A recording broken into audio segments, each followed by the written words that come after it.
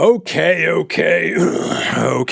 Hey everyone, Anthony Fantano here, internet's busiest music nerd. And it's time for a tier list of Christmas music, where I'm going over the most classic, amazing Christmas songs of all time, and ranking them out from S tier to F tier in the most epic tier list battle you've ever seen in your life. So let's get into it. Without any further ado, the Christmas songs. Starting with this Michael Michel Bublé version of Let It Snow, which vocally and instrumentally doesn't sound that much different than other past classic versions of Let It Snow. So why you would even need to record a new version, I don't know. But revisiting with this more recent recording makes me kind of wonder, does Michael even know how snow and the weather works? I mean, I get it, you're excited about the snow falling and the Christmas season and so on and so forth, but like, what is the point of writing and singing this song to begin with? The snow is going to fall regardless of whether or not you approve of it doing so. The weather doesn't do what it does based on whether or not you're like, yeah, let it snow.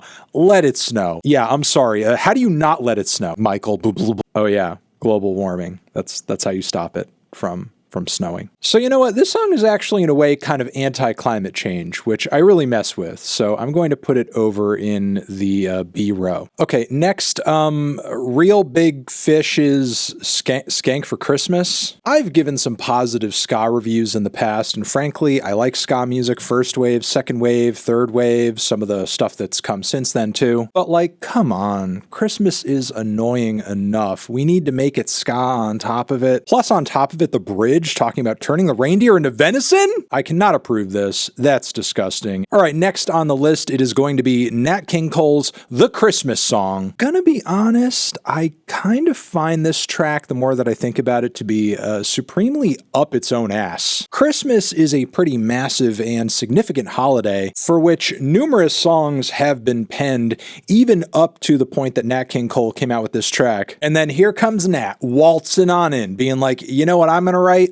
The Christmas song. The #1 Christmas song of all time ever to ever be Christmas songs? Well, I regret to inform you, I've actually been looking into the numbers behind the Christmas song. Turns out the chart positions are not that impressive. On top of it, Nat needed to record this thing 4 times to get it right, apparently. According to Wikipedia, in 2004, the final version of the song was the most loved seasonal song with women aged 30 to 49. I'm sorry, you're gonna need to like get some bigger accolades than that if you're going to call what you're doing here the Christmas song. Plus, Jack Frost, stay the fuck away from my nose. We're going to put this over in the E row. Bam. All right, next in the list, we are talking about Mariah Carey's Santa Claus is Coming to Town intro. Only the intro. Which, I mean, what can I say?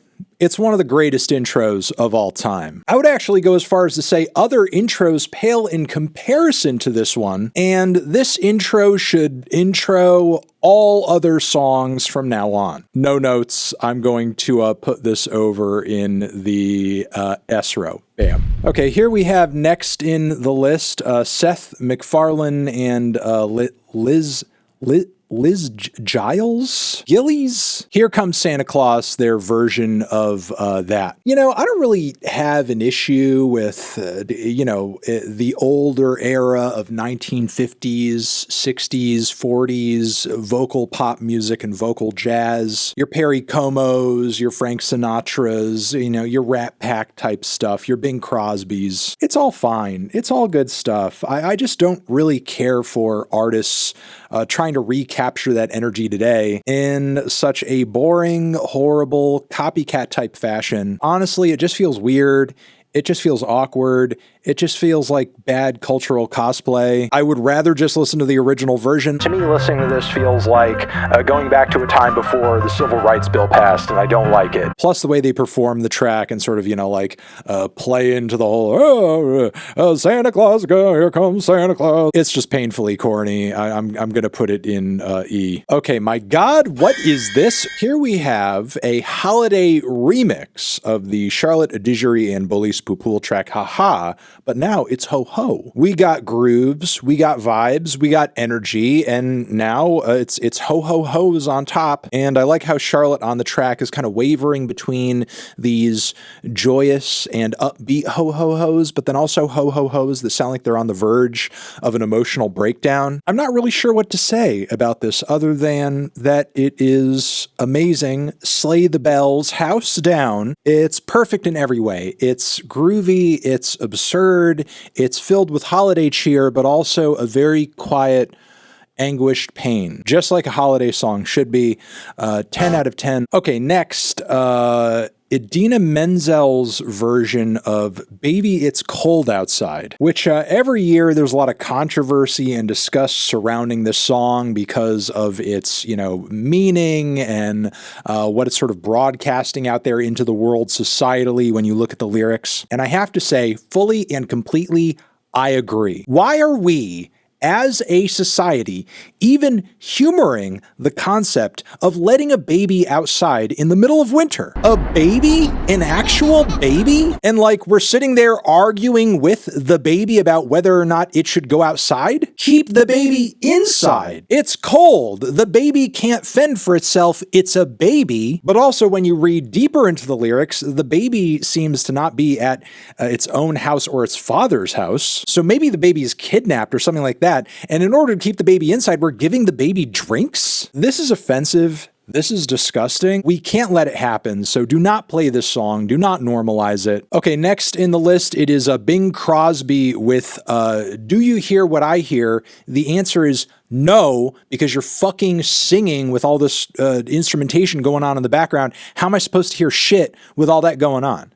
This is going in the F row. Thank you. Stupid question. Okay, next it is Group 1 Crew's version of Holly Jolly Christmas. What in the name of AJR Disney adult is this? This is like the most youthful, modern, boyish version of this song I've ever heard. It's gross, it's annoying, it's genuinely terrible. It makes me never want to celebrate Christmas again. Okay, next we have just the audio of the entire Charlie Brown Christmas special, which when you take the visuals with the Christmas special, it's actually, a very classic and wholesome and amazing family viewing experience. It celebrates the holiday. But if you just listen to it as, a sound piece on its own, it sort of becomes like a podcast. Not that bad of a listening experience. Honestly, it's more of a theater of the mind concept. And I think a lot of the magic of the Peanuts, whatever it is, still comes across, which is why I'm going to put this over in B. That can go in B. Okay, here we have next, What a Wonderful World, which to my knowledge is not a Christmas song, but I guess it's on this John Legend Christmas album. But yeah, John Legend not doing a Christmas song here at all, and I guess still kind of missing the mark anyway, because I feel like the old, dusty, kind of crustiness of the original Louis Armstrong version is kind of what makes the song magic. It's a sweet, wholesome, heartwarming song, but it sounds like it's being sung by Cookie Monster's cousin. That's what's so cool and compelling about it. Vocally, clearly a guy who's been around the block, and, despite everything that's ever happened to him, he still thinks that it's a wonderful world. Of course, you, with the choir boy voice and, your debonair suit and your freaking overpriced-ass Christmas album, you think it's a wonderful world. Things are just coming up roses for you. I want to hear the guy who has the most weary, tired, just downtrodden voice being like, "It's a wonderful world." That guy, despite everything he's gone through, is still seeing the silver lining in the cloud. Meanwhile, over here we have neutered, soulless Christmas pap in the bargain bin at Target. We don't need it. It's going very tiny in the F row. Thank you. Okay, so now after that knockoff AJR song, we have an actual AJR song, Christmas in June. Christmas? During a summer month? Who thinks of that?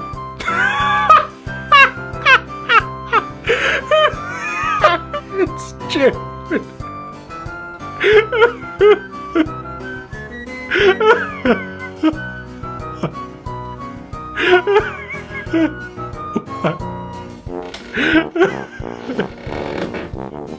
It's a bad song with a bad suggestion. It's going in the F row.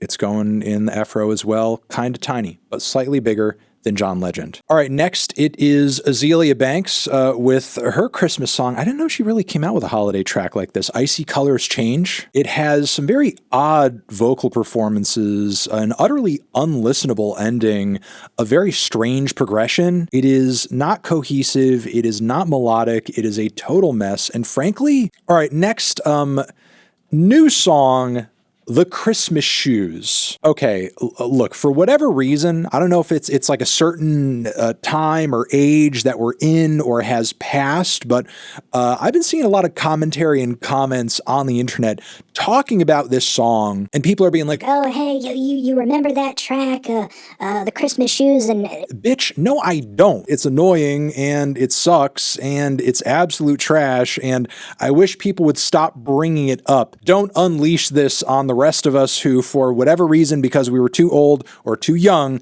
have thankfully just like gone through our lives without being exposed to it. Just ignore this song and act like it never existed. In fact, I'm not even going to tear it out in this video. I'm just going to slide it off screen because this song doesn't exist. It's not real.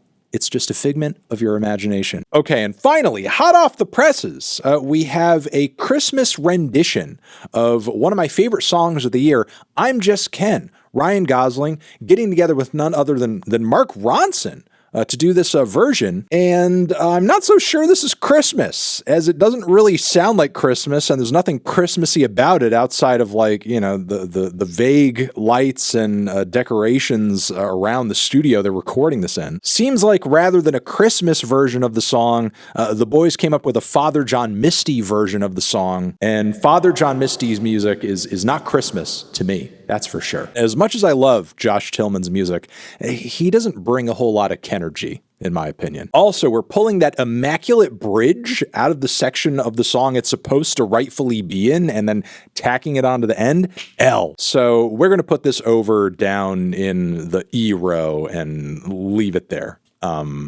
E for ever think you could come out with a Christmas version of a song, but it just... And that is going to be it for our Christmas Song Tier List 2023. Thank you for giving me a reason for the season. You guys are the best. I love you. I hope to see you again in another video real soon.